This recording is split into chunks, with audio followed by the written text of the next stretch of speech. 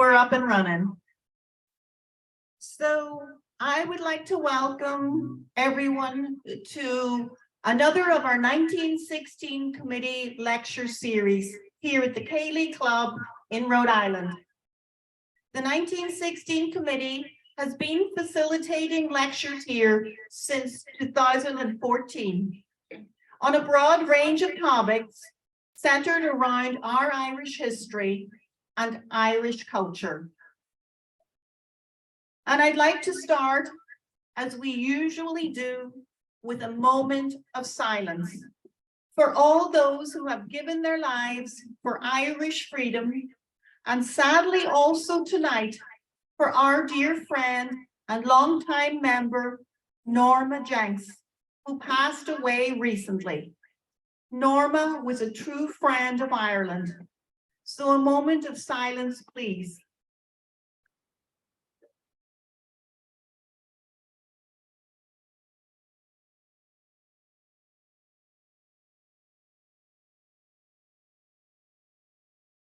Thank you. So before I introduce our speaker, there is a few pieces of information that I'd like to provide. And the first thing I'd like to tell you about is some of the upcoming events for the 1916 committee. Our next lecture will be held on Friday, February 3rd, here at the Cayley Club. And we're very happy to say that we will have an in-person speaker. Kieran Quinn, who is the Sinn Féin representative for North America, will be present. Now, Kieran is originally from Belfast, but now resides just outside Dublin. He is an activist of long standing, and he is the link between Sinn Féin and North America, providing support and briefings to the American and Canadian civic and public and political leaders. And this is how Kieran himself describes what he will speak to us about on February 3rd. This year marks the 25th anniversary of the signing of the Good Friday Agreement. This visit will be an opportunity to look at the potential of the agreement to deliver Irish unity, the challenges of a British government that continues to cover up actions during the conflict, and the current state of play on Brexit. The US and Irish America will be central in realizing the opportunities and meeting the challenges of securing Irish unity. So I'm very hopeful that we can have many people as possible come to what I anticipate will be an excellent meeting. Now, I'd also like to mention another event which is sponsored by the 1916 committee as part of our fundraising efforts to build our hunger strike monument in downtown Providence. This event will occur on February 12th, and the 1916 committee will hold a Super Bowl Sunday Irish breakfast at Patrick's Pub in Providence. Please join us. Oh, listen to this. For Irish sausage, black and white pudding, scrambled eggs, breakfast meats, baked beans, home fries, Irish oatmeal, breakfast pastries, coffee and Irish tea. Hey, Mrs. Irish. Woo! Tickets for this event are just $15 for adults and $5 for kids. And you can buy your tickets here tonight. And you can also buy tickets at the event or from any of our committee members or at the day of the breakfast. So we look forward to seeing as many of you as possible at this event.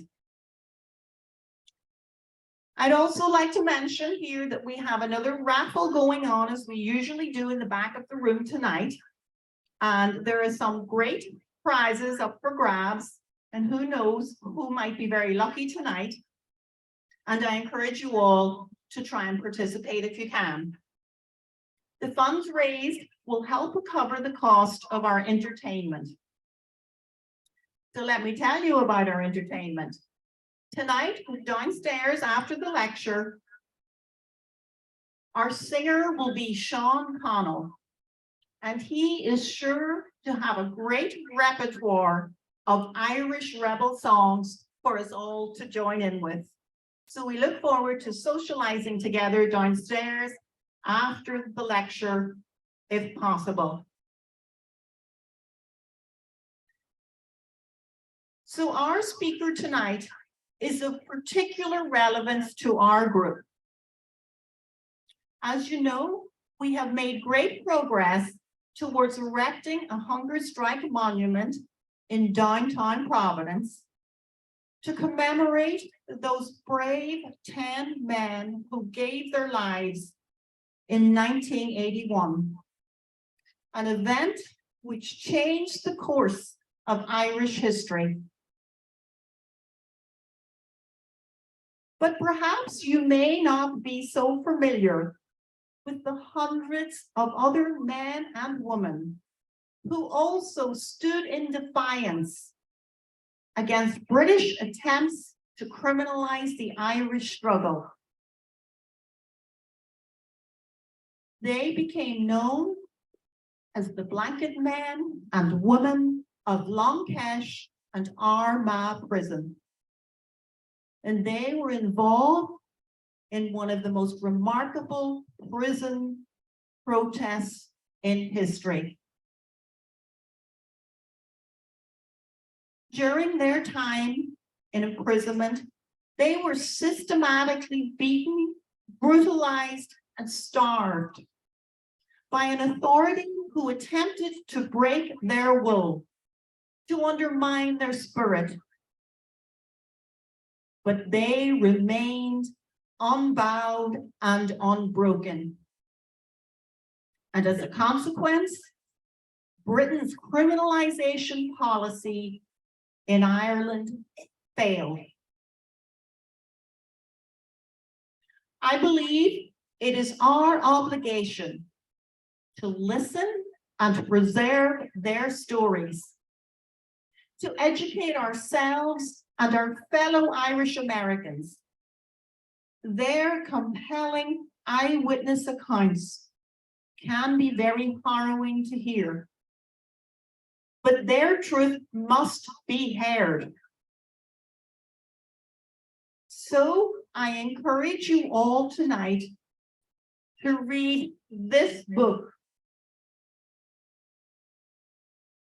This is a book named On the Blanket by Eoghan Mac Cormaic. And we can make this book available to anyone who is interested in purchasing it. Just contact myself or any of the members of the 1916 committee. Now, this is a first-hand memoir from a volunteer who spent 15 years in prison, 5 of those years on the blanket. It is a testimony to perseverance, endurance, and a commitment to a cause beyond oneself. His story is traumatic, but there are many moments of light amongst the darkness. His tale is told with humor. There are stories of ingenuity and camaraderie. This is an inspirational story of sacrifice and commitment. It is my great privilege to introduce Derry-born author, blanket man, and Irish freedom fighter, Eoghan Mac Cormaic.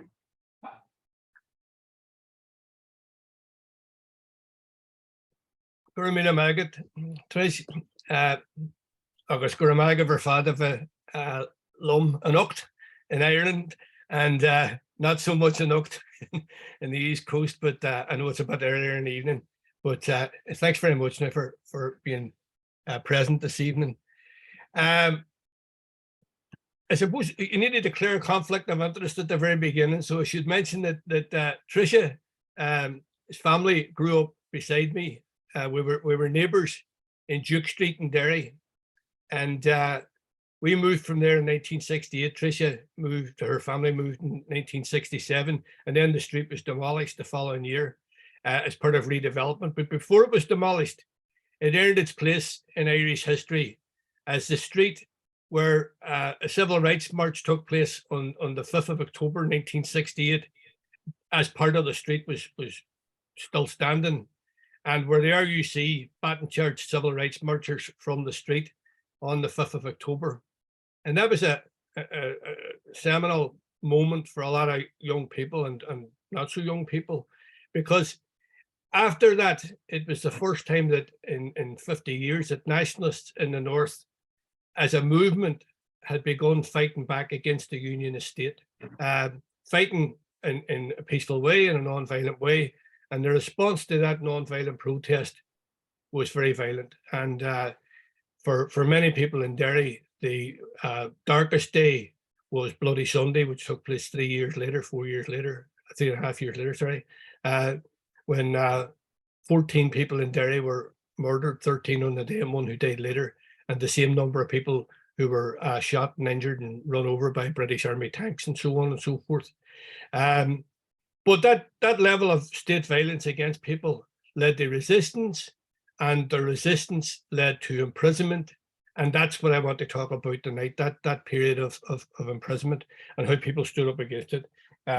This has also mentioned the book and showed the book. So there's actually two books that are relevant here from myself, and there's a list of books available from ex-prisoners in recent years. A lot of people have taken the 40-year anniversary of the hunger strikes to reflect on what happened in the H blocks and in Armagh jail, and there's some worthwhile books there that people could be reading. I published this book, or Cushcame, a publisher in Ireland, published this book, Pluid, at the end of 2021. It won an award in Oireachtas as adult fiction, and it's Ask Eoghan, and it covers the period 1976 to 1981 as well. And then the following year, just the year past, 2022, this book is the English language, memoir, if you like, of that period. It's not autobiographical. I'm in it, obviously. I passed through it in places, but the purpose of the book was to try and give the families, particularly the families of the comrades who died on hunger strike, and or prisoners who died in jail in the years since the hunger strike, to give them a chance to see what life was like in the wings. If you like to say that there was a life before death, that they spent 5 years on a protest. We all spent this long period on a protest in Armagh jail and in the H blocks and in Crumlin Road, which was an prison in Belfast, where there was a small number of people held there as well on protest. And that I wanted them to see that their Excuse me, Gino, could you just speak a little louder? I can, yeah. Is this any better if I lean this direction, maybe? Yeah. I wanted to let the family see that their brothers, their sons, their sisters, their daughters had comrades around them, and that we had a life that existed in the protest, but also that other things were going on that kept our morale up and kept our ingenuity and so on at work. So I want to just move across onto this screen share for a second, and I'm not going to put people to sleep with PowerPoint here. It's a PowerPoint, but I won't do it in a normal PowerPoint way. I just want to look at a couple of things here first of all. So this is an aerial photograph from the 1940s of an area just outside Lisburn called Longkesh. And as you can see there, it's an airfield, and these are runways going across where I'm moving at the minute here. And planted on top of the runway eventually became this prison camp, which was called Longkesh in 1971. You see the two sitting beside each other here. Now you can see the runway here and the runway here and a runway here and a runway here. So in 1971, Gina, you have to unspotlight yourself. Okay. There we go. Remove spotlight. Okay. Now if I go back to screen share now, yeah. Yeah, try screen share again. Okay, can you see it now? Yes, we can. Perfect. Okay, so I'll just go back a wee bit here. These two images that I have here side by side are showing the an area outside Belfast, which was called Long Cation, where a British Air Force airfield was built in the 1940s. And you can see the tracks of runways here, three runways. And these eventually became the foundations of rows and rows of internees huts where prisoners were held in 1971. The early huts basically looked like this. There would have been around 80 prisoners per hut, and they had political status. They were recognized as political prisoners after 1972, after a hunger strike in 1972. There were 23 of these cages, and there was around 17 or 1800 prisoners being held there. But the conditions were not good. Although they had political status, the conditions were not good. And in 1974, the prisoners protested and eventually burned down the prison to try and achieve more reasonable living conditions. So you can see here, some of these images here show rioting taking place inside of the prison itself, where the volunteers fought against the British Army. And the after effects of this are still being felt to this day, with hundreds of prisoners having died since this time of the effects of CR gas that was dropped on them during the riots as helicopters came across. And some people describe this as the biggest single battle between the IRA and the British Army during the last 40 years of the conflict, because hundreds and hundreds of prisoners were involved in this this battle during the burning of Long Kesh. Now, the British response to the burning of Long Kesh, and you can see here the remains of part of their prison. The British response to this was that they began building a new prison right beside the old prison. And this prison, they gave it a new name. They no longer called it Long Kesh. They began instead to call it the H blocks, or Maze Prison. And I'm going to just run the cursor here. You can see along here, this was the old perimeter wall. The cages of internees and political prisoners were being held here. And then prisoners who were denied political status were put into these new H blocks. A huge big prison in its own right. And eventually these 8 H blocks would hold the same number of people who had originally been held in the internees cages. But the difference was that they were being held without political status. Political status was being denied to them from the 1st of March in 1976. Okay, so I just want to read a wee bit about Long Kesh here from the book, if it doesn't bore people too much to hear me reading. But I'll just talk about this for a second. And I'll leave this for a second, right? So I go to here. So I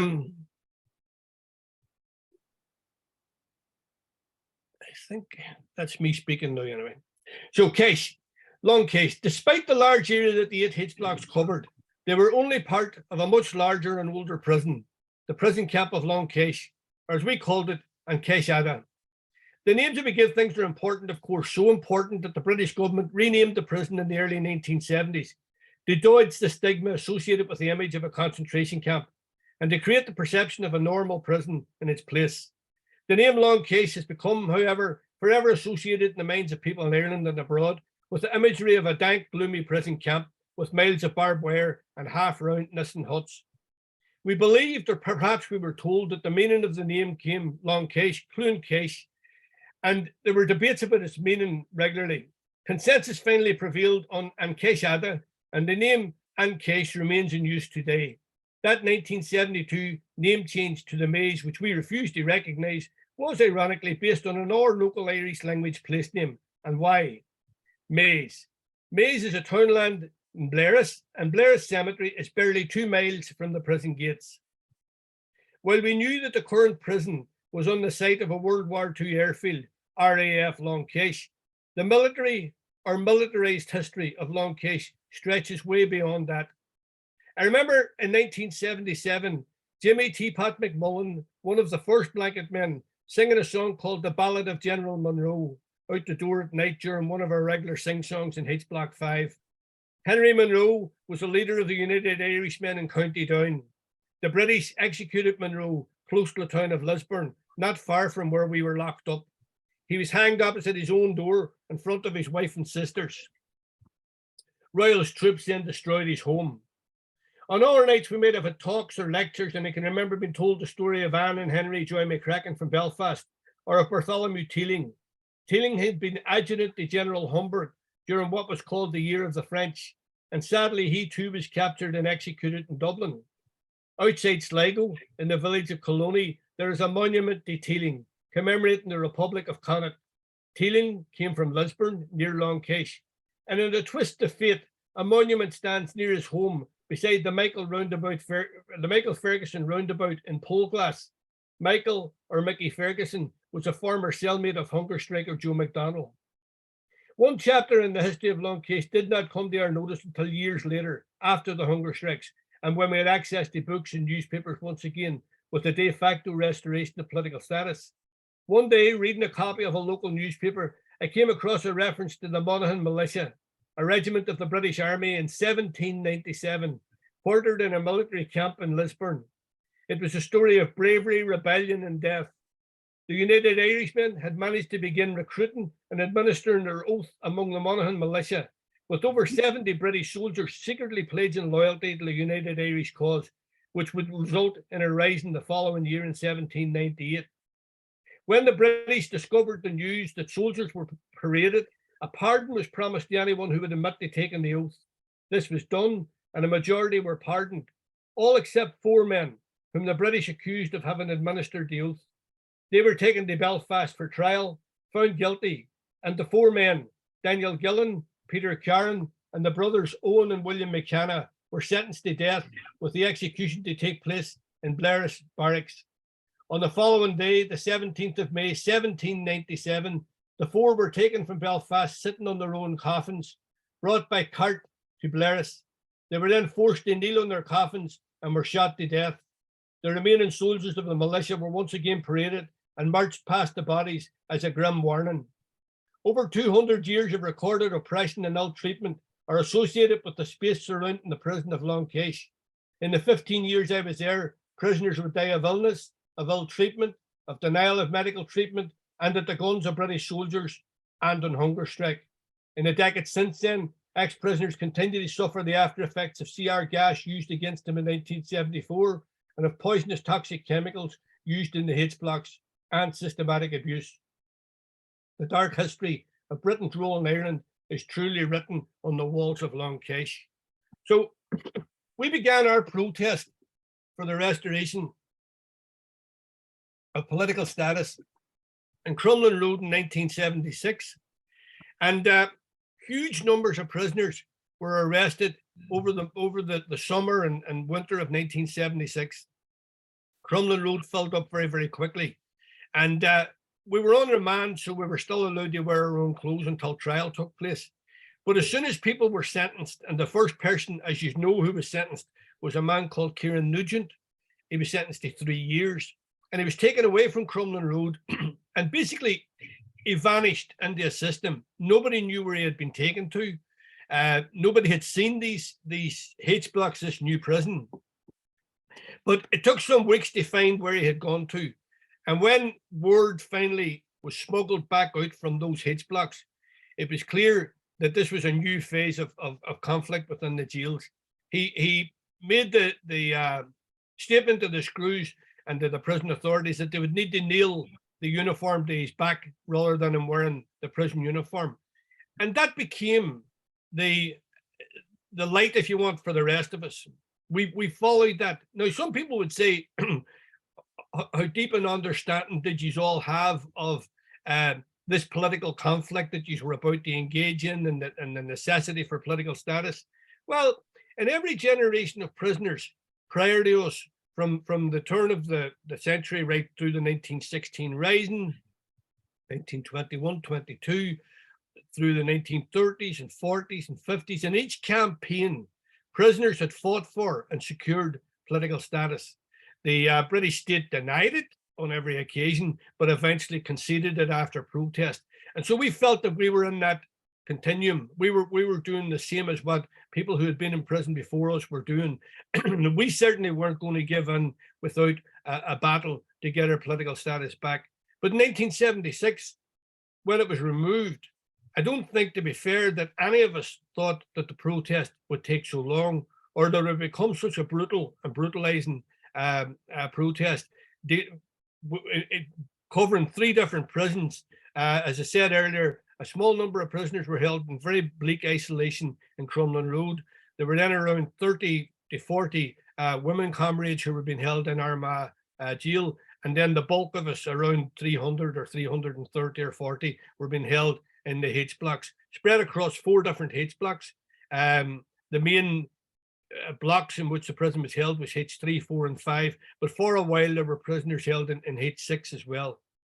A H block is basically a H-shaped prison, rows of cells. In each of the legs coming off a circle area, there were 25 cells. The idea being that the British would never allow, the prison authorities would never allow big numbers like what had been held in the cages to gain control of their wing again. And so they were reducing the numbers down by saying there would only be 24, 25 prisoners per wing. And even then, you'd be locked up individually in your cell at night. But as often happens in British penal policy, they very quickly ran out of space. And instead of 1 person being held in a cell, 2 people were being put into cells, and sometimes 3 were being held in cells. In Crumlin Road, for example, there could have been 3 to a cell, because there was severe overcrowding because of the vast numbers of people that they were arresting in these swoops. Conditions in the jail for the first year or so, there was brutality, but it was in I think, thinking back, it was in a non-sporadic, it was more sporadic rather than in a planned way at the beginning. Screws were given a free hand, and you had some screws who were thugs. You had some screws who had a lot of sectarian background to them, and that they would have taken out opportunist assaults on prisoners and so on.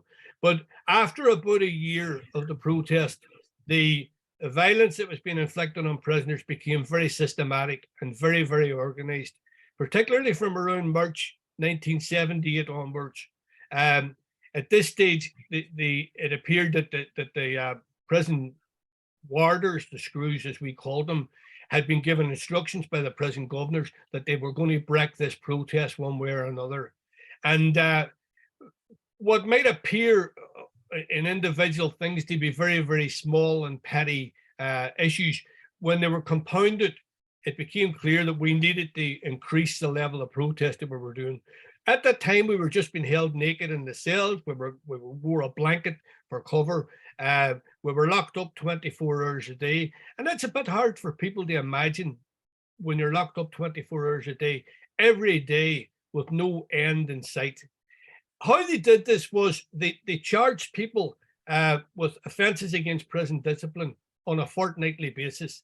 And the punishment that was handed out for each of those offences lasted a fortnight. So they would remove all your privileges for 14 days. And then after 14 days, they would return and they would charge you with the same offence that you'd been charged with 14 days earlier. That is, they say, refusing to wear prison clothes or refusing to do prison work. For 3 of the days, they removed your bed from the cell as well. So this meant that you were held in a completely empty concrete box for that period of time.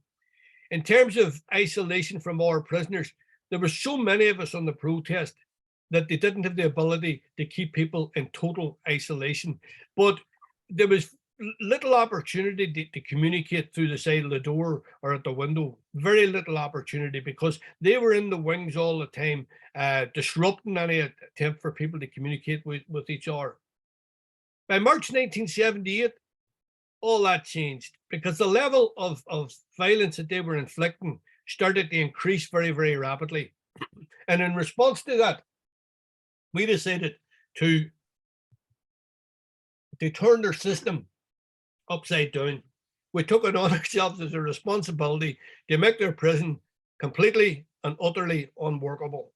And all of the things that they held sacred, as they being the prison system, their walls, their doors, their windows, their furniture, anything at all that needed to be used in this collateral damage of the conflict, us against them, we would destroy. The reason for the destruction of breaking all the windows and things like this was because it was a case of not allowing the prison system to isolate any one of our comrades. There were hundreds of us there, and if they could pick us off one at a time, if you like, and take us away to an additional punishment block, which they had in a different part of the camp, where you really were held in isolation, what we decided to do was that if one person needed to do something, everybody would do it at the same time, and therefore they couldn't pick on one person.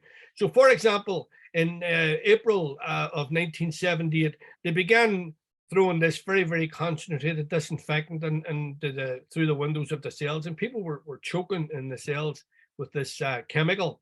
And the OC got the word that people were choking in the cells, and he said, break the windows, all of the windows. So in an instant, 300 cells smashed all their windows. And the following day, they, in response to that, they came in and they began taking some furniture from people as a punishment. They would take the chair away. So once again, the OC said, break the chairs, everybody break the chairs. And in no time, everything was being done. Now, the funny thing about this is that they were then left, they had punished us so much that they were then left with no further punishments that they could inflict. We were already locked up 24 hours a day.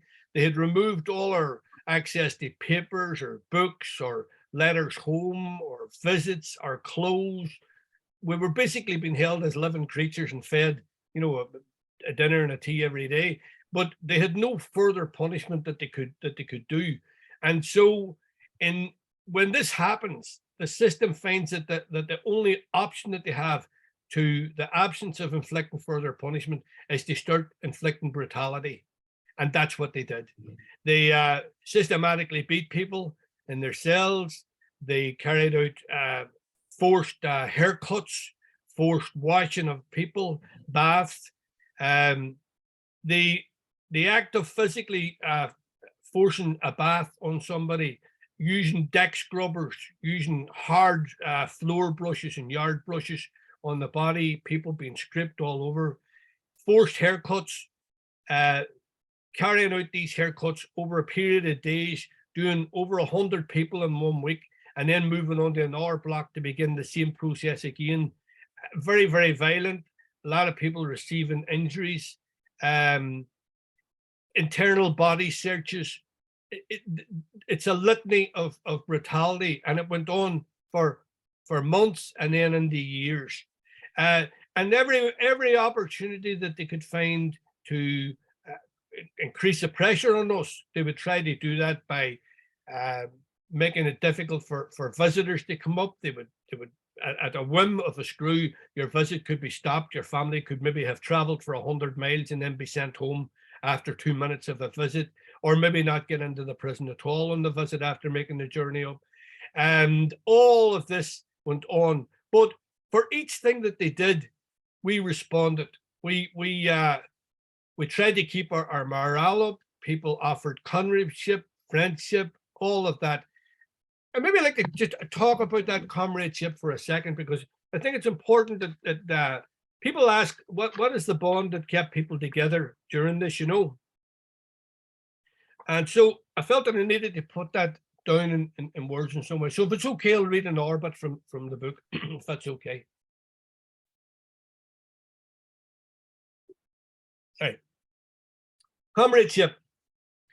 It was the oil that kept the wheels of the protest turning day after day, week after week, year after year. It was all around us, steering us, strengthening us. It was often unnamed and undefined, like something so big that at any given time we could only see or feel a part of it. It was so tiny, it was a word of support down at the pipe or at the window. It was so huge that it was an elephant being described by a blind man. It was easier to define by what it caused men to do than by trying to describe it in totality. Comradeship was the bond that tied us together. Outside prison walls, comradeship might mean the heroism that would see someone risking their own life for freedom to assist a comrade in trouble, or to share the burden being carried by a comrade. Comradeship in those circumstances was almost physical. In H blocks, however, comradeship was subtler. It was all about the common experience, the common support for each other, and that was no easy ask. In normal circumstances, when you see or hear someone in trouble, the instinct is to reach out, to help, to share the load. In the H blocks, the most difficult part was the inability to reach out or to help.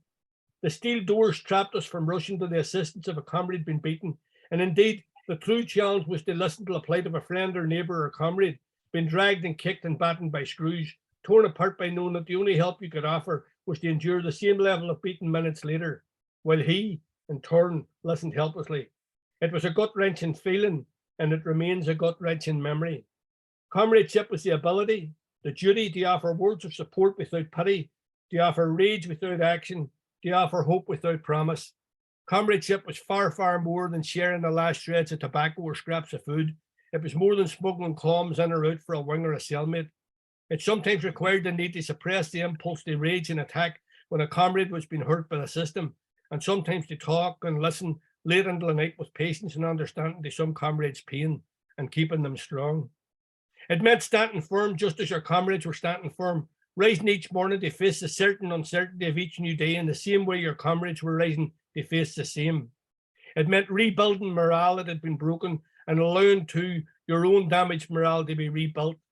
It meant doing first and questioning later, accepting new challenges and not leaving the task to others. It meant having a thick skin and no pretensions, but simultaneously an inner pride that proclaimed you would not be broken. It meant the art of detaching from all that was around and reminding yourself that all is relative, all is temporary. There will be good days for all the bad. It meant blocking out thoughts that brought sentiment, hardening the heart in our life, caring more for comrades beside you than for anyone. For some among us, it meant eventually giving everything they had, their lives, for the well-being of others. That was comradeship. And 10 of our comrades did give their lives on the hunger strike. The hunger strike came after 3-4 years of partial negotiation, people trying to negotiate on our behalf. The British wouldn't negotiate directly with us. Each time anybody attempted to make some sort of negotiation on our behalf, the British were fobbing them off and fobbing them off and fobbing them off. And eventually, our leadership in the jail asked for volunteers for a hunger strike. And many, many people came forward in both Armagh and in the H blocks offering to go on hunger strike. And the hunger strike began in October of 1980. The first hunger strike lasted 53 days. It began with 7 prisoners, followed then by another 3 women in Armagh jail, and then by 30 more prisoners in the blocks after that. And it ended with deception by the British, providing a document that they said would lead to a solution, lead to a resolution of the problem. But as soon as the hunger strike ended, they then reneged on what they had been offering in the document. And their position of strength was that the hunger strike was over and that they don't negotiate when there's no pressure on them. And so the prison governor refused to allow the implementation of anything that was contained in the document. And the second hunger strike was called in March of 1981. And that hunger strike was led by Bobby Sands, followed then by Francis Hughes.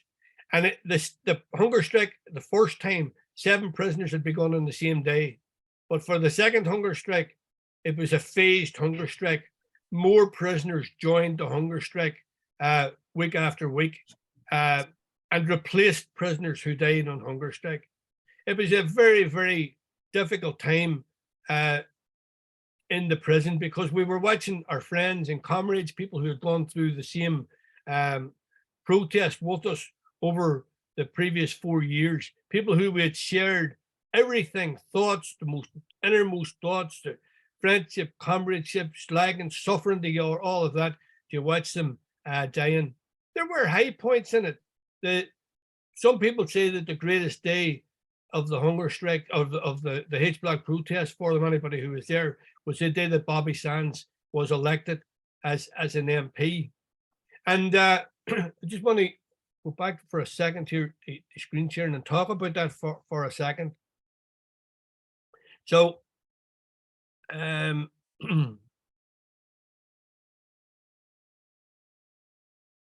just, if you bear with me just a second. So this strange looking device here is actually a radio, and it was a crystal radio. And these radios were smuggled into the prison. A small number of them, one in each of the blanket protesting wings. And it basically consisted of, I'll just see if I can make this slightly smaller here. You see here, there's an earpiece here, and then this is a small plastic medicine bottle with copper wire going around it. And then there was an earth wire coming out, and an aerial and an earpiece. It was ingenious. It was the most ingenious thing ever, because it allowed us to have access to news from outside of the prison. And in actual fact, it was a crystal radio that didn't require an external source of power, because it was powered by radio waves in the air. And the BBC, in their wisdom, had built their biggest transmitter in either Ireland or in Britain, about 1.5 miles from the prison, in a place called Lisnagarvey. And so these radios worked on the strength of radio waves. These crystal radios relied on powerful radio waves. And here we were being blasted by this gigantic microwave of a transmitter. And so it meant that we could pick this signal up very easily. On top of that, they had put metal grills inside the windows to prevent us from being able to communicate outside of the windows with each other. And the metal grills in turn acted like an aerial dish. So the wonder is we weren't able to pick up a TV station on it. They were so effective and so powerful, you know. They were very powerful. So on the day of the election of Bobby, I'll just talk about that for a second.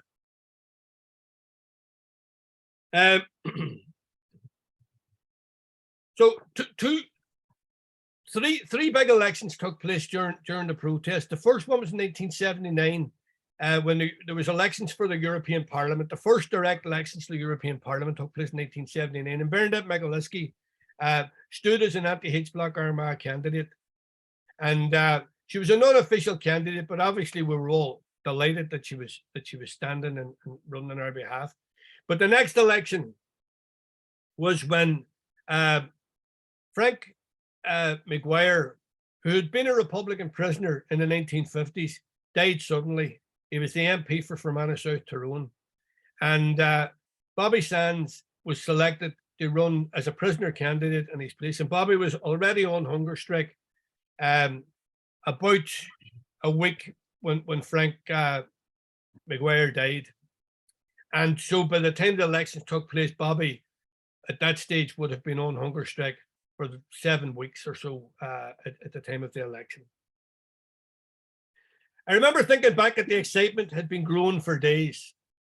Scale and rumours and speculation about the election result. Unlike the day when everybody has an opinion, it seems that in 1981, none of us had an opinion, because every conversation began with a question: what do you think? I knew what our wing OC thought. He thought I should put the radio, the Rodella, away until the screws were gone. And he told me so. The screws will know we have a radio if you break the news, one way or the other. No radio, that's an order. I knew what Joe McDonald thought. Joe was one of the hunger strikers, and he was in our wing. He thought the news we were waiting on was bigger than the order, and he too told me so. Meet me in the washroom, he called out the door. Out I went. We also, at this stage, were being allowed out to the toilets during the hunger strike. The no wash protest had ended, so we had some access at this stage. This is 1981. Never mind your man, he said, Banton, you get them results when they come in. I need them. That was Joe. Joe needed skill like no other. And the scale on this day was the election result, Bobby's election result. Joe's friend and comrade, Bobby, our friend and comrade, Bobby. I decided that Joe was more persuasive than the OC and went back to my cell and hooked up the radio. Shamey, my cellmate, had difficulty hearing, so I did the listening. The Rudella, or the other thing, the radio, was our lifeline to the outside world of news. IRA engineers had assembled small crystal diode radios powered by radio waves, and using a few wires in an earpiece, it all could fit inside this small medicine bottle.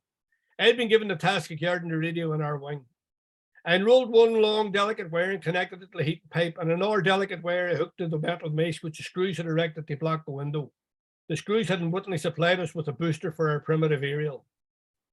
Earpiece in, I had a trick for tuning to either BBC Radio 1, BBC Radio 2, or BBC Radio Ulster, depending on the number of loops I put round the wire.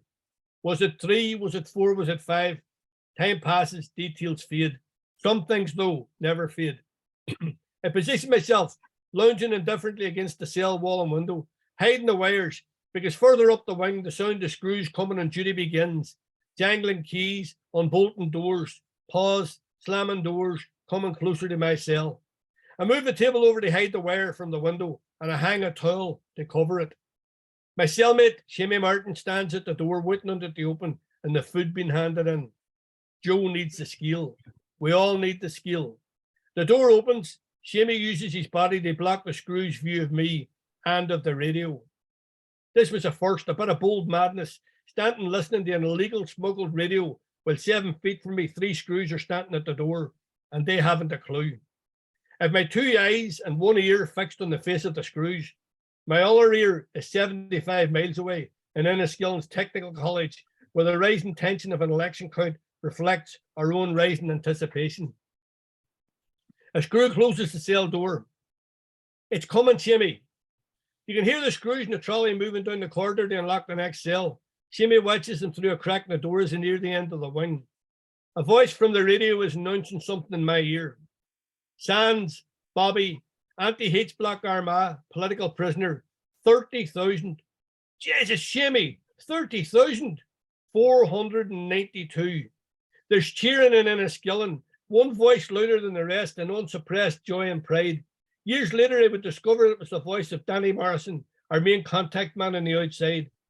Shamey can hear none of this. The cheering is trapped inside my earpiece, inside my head. Shamey is staring at me intently. Jesus. West, Henry W., Ulster Unionist, 29,000. Jesus, Shamey, we've won. Bobby has won. I'm at the door calling Joe. Bua ag Bobby, victory ag Bobby. There's a second of silence. The whole wing has been craning at their doors. Even the OC, especially the OC. Bua ag Bobby, and then there's an instantaneous explosion of cheering, crying, banging, whooping.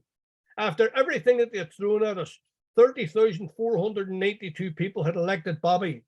Elation, joy, sadness, a feeling never to be repeated, a day never to be forgotten. Bobby Sands, MP. We thought that when Bobby was elected, despite all that the British had thrown at us, despite all that the prison system had thrown at us, that this would have been enough to have persuaded them to concede on the demands for political status, because they tried to criminalize us, and the people voted Bobby in as a political prisoner. So the hunger strike continued. Bobby died a couple of weeks later. And after that, 9 more prisoners followed, dying over the weeks between May and August of 1981. It was devastating. It was heartbreaking for the families. It was heartbreaking for us watching the families. We were losing people who were among the greatest people that had been involved in this struggle for all those years. But we knew that we couldn't concede, that we couldn't allow them to criminalize us, because had they criminalized us in the prison, it would have been the criminalization of the whole struggle. And in the victory at the end of the hunger strike, because we did get all of the demands as the hunger strike ended. We got our clothes, and within a short space of time, we had enough control over this impregnable prison that they had built for an escape to take place with 38 people in September 1983, less than 2 years after the end of the hunger strike. Incredible feat they have achieved. They hadn't broken us. They had inflicted pain, they had inflicted torment on us and on our families and on our supporters and on our people outside. But we rose again from that, and we came back and we built and built, and we're still building, and we're closer and closer to that fateful day. The book is available, as Tricia said. There's some there's some grim facts and details in it. There's also an attempt at some humor in it, and there's stories there that people will see a different side, not the big grand side of politics, but the minutiae of how people survive in such conditions. But the politics is in there as well. The reasons, the explanation, and tributes to all of the all my 10 friends and comrades who died on the hunger strike is there as well. So if people have a question, I'm quite happy to answer a few questions, but you've probably heard enough of my voice at this stage. So, Crumlin Road Gaol.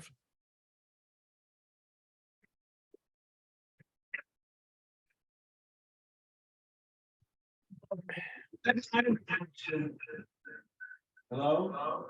Can I ask Yes. a question? Do I have to please someone? Thank you. So we need to reach. There's a lot of feedback there. Oh, I'm sorry. Can you hear me all right? Yeah, go ahead. All right. My name is Jim Riley, and I'm delighted to be here tonight, and thank you for your wonderful speech. I have regular interactions with friends of mine in Ireland, and we meet every year and play golf and talk about this kind of stuff. And I asked them if we were to have a voter initiative in the north of Ireland to secede from Britain, how do they feel? I don't think there's any kind of internal polls or any kind of polls or anything about that, but they all said absolutely not, it would never go. I'd like to hear your feelings about that. So your friends think that if there was a border poll held in Ireland at the minute, that the North wouldn't secede, as you put it there, from Britain? No, my question is this. It would be a voter initiative, or what do you call those, and you have something on the back. A referendum, a voter initiative, where individuals are given the opportunity to secede from all these years of British tyranny and whatnot, and to join the Republic of Ireland. First of all, is it feasible? Is it possible? And if it were to happen, how would the votes lay down? Okay, so I suppose the first thing to say is it is possible. It's possible for a vote of that nature to take place, because it's written into the Good Friday Agreement that when unfortunately it's left in the hand of a British Secretary of State, but when he feels that there's a potential for that vote to be successful, that he must initiate a vote. Republicans feel that the time is coming close when that border poll should take place, must take place. But the idea of it being held next week, and that suddenly everybody who has been opposed to Irish unity and favouring the British will just simply change their mind, is a bit of a pipe dream. It'll take time, and it's in the process of happening now.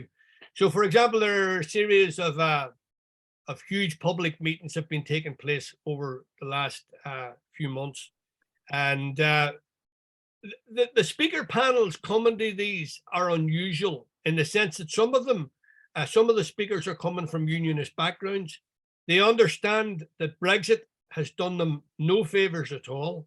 They understand that a unified health system, education system, transport system, welfare system, that all of this would work better in a united Ireland. They're maybe not ready to say the words yet, but they understand that that's where it's going, that that's the, if you want, it will become the only show in town. They also understand that the British decision to withdraw from the European Union at Brexit there 4 or 5 years ago was a calamitous decision for Britain, but it dragged the north of Ireland into the same situation as the British are in, because the north of Ireland voted overwhelmingly to stay in Europe, but Britain voted overwhelmingly by a small, overwhelmingly is too much of an exaggeration, Britain voted by a majority to leave Europe and dragged the north of Ireland out with it. And it's dragged Scotland out as well with it. So we've got the same situation going on in Scotland. So the work for that requires persuasion. It requires everybody who has a voice of reason to continue that expression of reason to unionists living in the north of Ireland, or unionists living in the south of Ireland for that matter, and to explain to them that their best future does lie in a united Ireland. It's not a matter of forcing them across a border against their will. The border almost vanished in recent years. The British reimposed it. So it's almost like a second partition of Ireland, you know, by trying to reimpose a border after Brexit. But it can be broken down. And it is constantly being aged away as people realize, from a unionist background as well, that all of the things that I've just mentioned there, you know, what most of them are covered in cross-border bodies like health and education and so on, would be much better served in an all-Ireland basis. So that takes time. So the answer, again, Jim, to your question is it possible? Yes, it's possible. And is it possible to get the right results? Most certainly. Well, thank you very kindly for your words. No problem.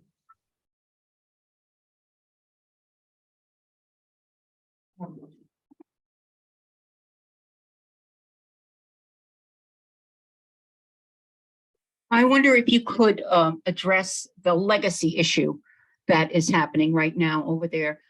The British seem to just be blowing it off or feeling like it's not of importance. I was over there in April with the Ladies Ancient Order of Hibernians, the Freedom for All Ireland committee, and we went through different areas of Ireland and heard the families and the heart-wrenching stories.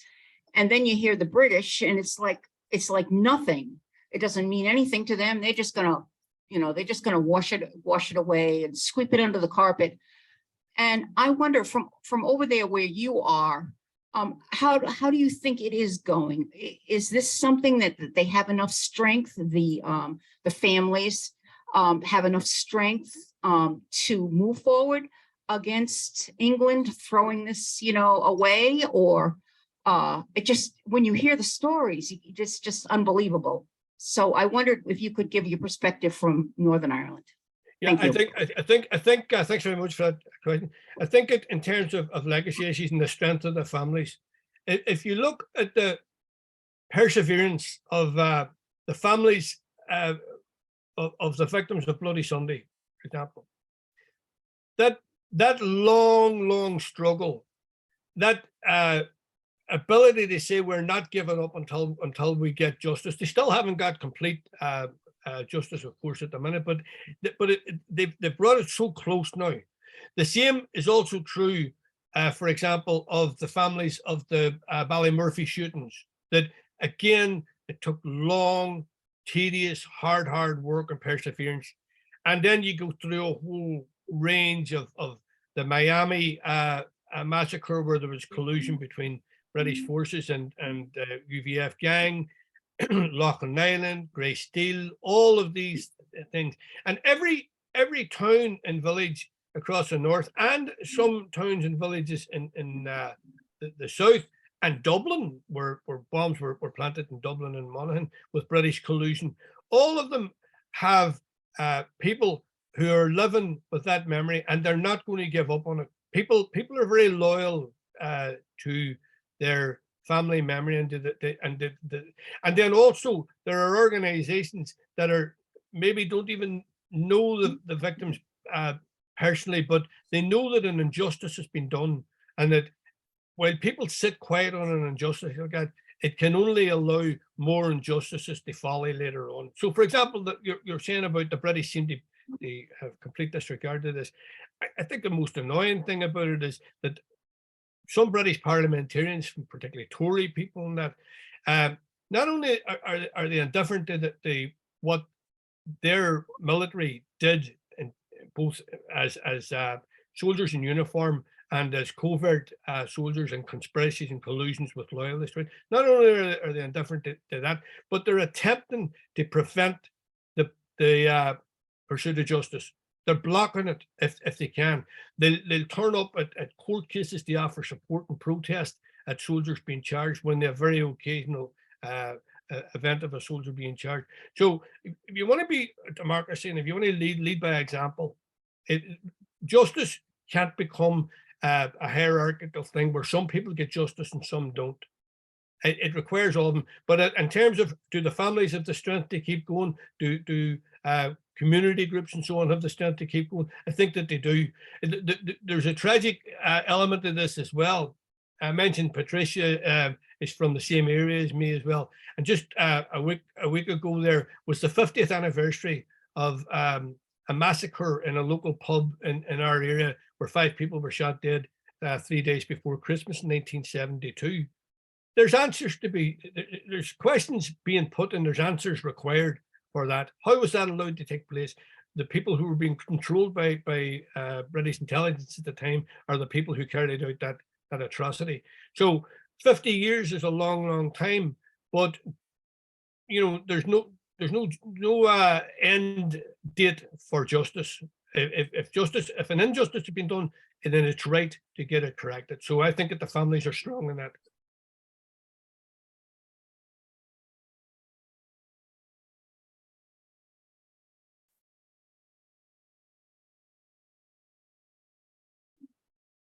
Okay, if for We have another question. That was me, Gino. Oops.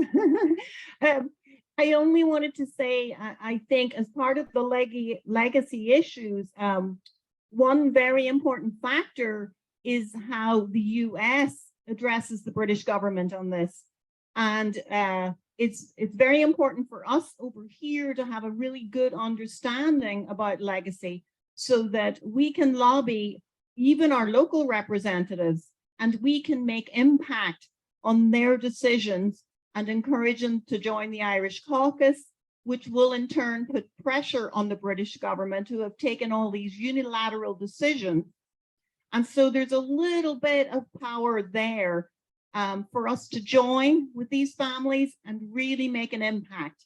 And so that's something that I also want to encourage everybody in the room to help us with in letter writing campaigns to our local representatives. We've had some limited success and we're very hopeful we can keep that pressure on. There's no doubt that, for example, the peace process itself couldn't have taken place without the support of the US and people in the US bringing that pressure. I suppose if you go back to 1916, in the proclamation, it mentions that international aspect to all of Irish struggle. It is an international thing. And, you know, the Irish in America are a huge part of American society. So it's very important and well done to these. I mean, even an event like this tonight, I know that you are working towards the commemorative statue or monument for the hunger strikes. And that's a legacy that is well worth working for as well. But obviously the political lobbying and keeping up that sort of pressure, only to be commended. Well done. Well done.